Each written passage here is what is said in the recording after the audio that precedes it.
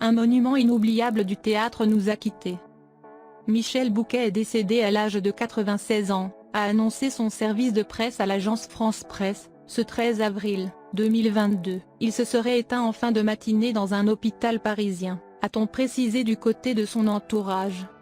Considéré comme l'un des plus grands acteurs de sa génération, le comédien, qui s'est illustré au théâtre mais aussi au cinéma, a été plusieurs fois récompensé. Il a obtenu le César du meilleur acteur en 2002 et 2006, ainsi que le Molière du comédien en 1998 et 2005. Malgré son immense carrière, Michel Bouquet était réputé pour être très exigeant, avec lui-même d'abord, mais également avec les autres. Je ne me trouve pas intéressant, mais terne, banal, plat.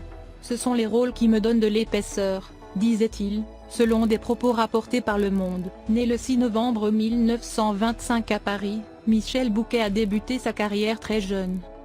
Après avoir passé 7 ans dans un pensionnat, entouré de ses 3 frères, ce garçon timide et réservé a enchaîné les petits boulots, apprenti pâtissier, manutentionnaire ou encore employé de banque.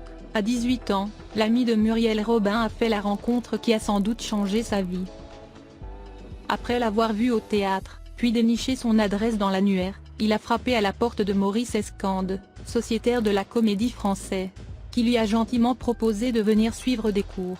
Intéressé par ce milieu, il a ensuite intégré le Conservatoire d'art dramatique de Paris. C'est en 1944 qu'il a débuté sur les planches, avec la pièce La Première Étape, avant d'obtenir le rôle principal dans Roméo et Jeannette de Jean Anouilh. Depuis ce jour, Michel Bouquet n'a jamais cessé de jouer.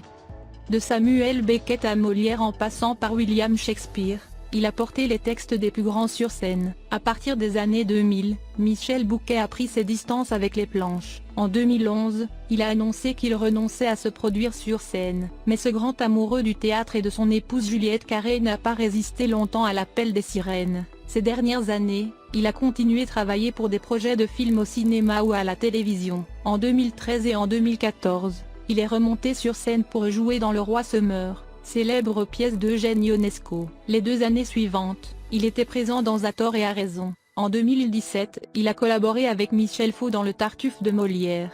En 2020, alors qu'il était âgé de 94 ans, il a été aperçu dans le film Villa Caprice de Bernard Strorat, un comédien, qu'il aura été jusqu'au bout.